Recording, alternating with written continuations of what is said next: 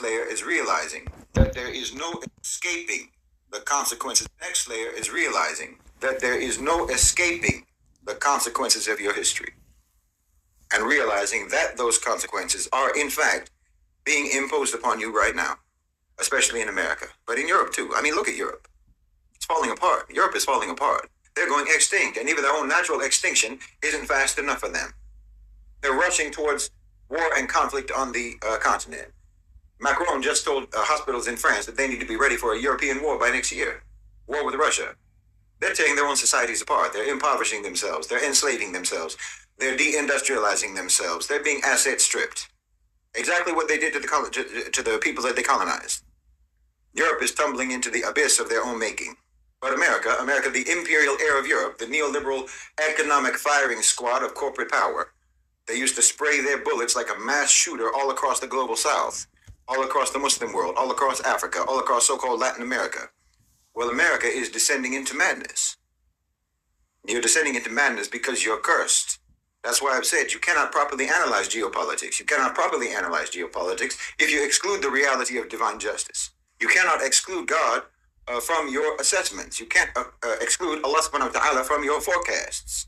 And you cannot be as unjust, as brutal, as degenerate, as wicked as America has been, and actually think that the consequences are not going to be severe.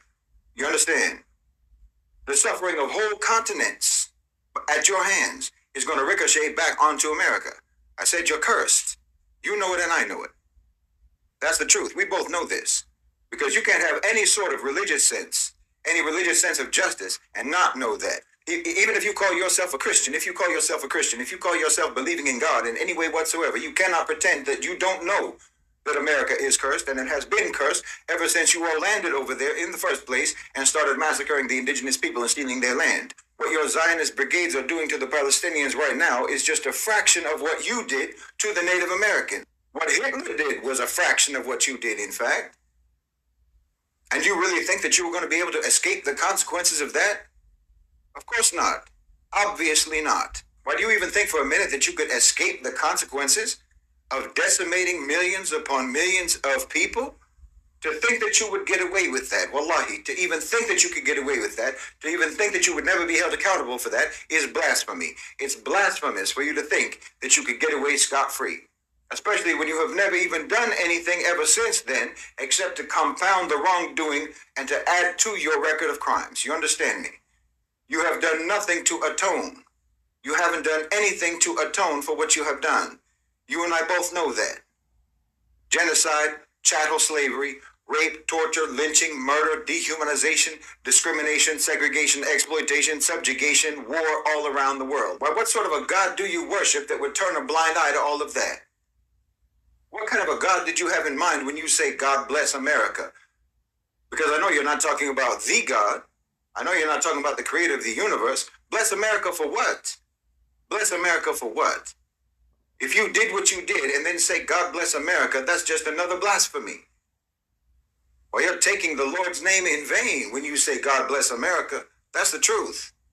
You can't invoke God to bless what he has prohibited. You can't invoke God to bless what he punishes, to bless what causes his wrath. You have been worshiping someone else entirely, something else entirely. You have taken a whole other being as your God. If you actually think that your actions merit any sort of blessing, no one would bless what you have done as a nation except Iblis. No one would approve of what you have done except for the devil himself. That's why I told you that. And why you need to know. You need to understand this about your society. The West has been worshiping the jinn. They've been worshiping the shayateen ever since prehistory, like I said. And that formed the whole character, the whole ethos of their so-called civilization. You can't properly understand the West if you don't understand that. Honestly, you can't be dismissive about that. And like I said last time, this is in fact exactly why they're almost the only people in the whole world who pretend that the devil doesn't exist. They're almost the only people. They're the only people. The people in the Muslim world, the people in Africa, the people in Latin America, the people in Asia. Everyone knows this is real. Even in places like Russia and China, after decades of state-imposed atheism, Most people there even also still accept this reality. Different people in different places call the jinn different things, sure. Demons, ghosts, fairies, spirits, whatever the case may be. But we know the reality. We know the reality of the unseen. But your so-called civilization insists on denying it. Exactly the same way that they deny everything else that's true about reality, that's true about themselves. While their denial is conspicuous in this way, it's a protective, defensive denial. Because no one else is more closely aligned, in fact, and more subservient to the shayateen as much as your society. So that denial is part of what is expected of you. That's part of the cover-up that is expected of you. And that's just par for the course with you, because anyway, you cover up everything already as it is. Now listen, again, I'm not attacking you. Understand me. Please understand me. If your house is on fire and I come to tell you that your house is burning and you need to get out, are you going to get defensive because you think I'm insulting your house? Use your mind. There's a poison gas leak in your building, and your building manager is trying to tell you that everything is fine, and I'm trying to tell you that it's going to kill you.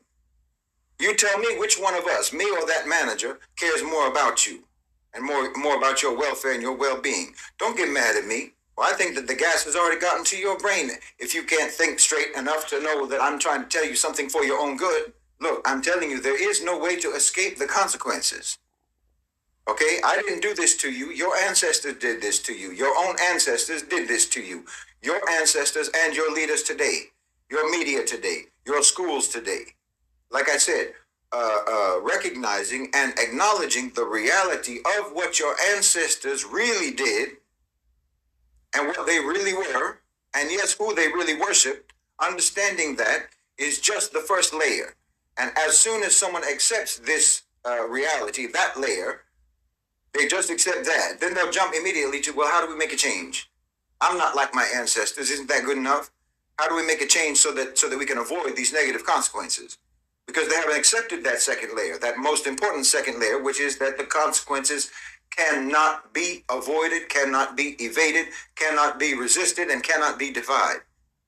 The punishment is already underway in America. And like I said, at least one element of that punishment is madness. The society is being driven into madness, just like the syphilitic monarchs of your history. I don't even mean this metaphorically. No, I'm talking quite literally. The society is going insane. I mean, look at any old film clip. I don't mean old Hollywood movies. I don't mean that. I mean, like, look at old interviews, old footage of people talking like in, say, the early 1900s, for example. Listen to them. Listen to how they talk. Listen to the clarity and listen to the sobriety of their voices and their facial expressions. Now open TikTok. Open Instagram. Or if you took someone from... All right.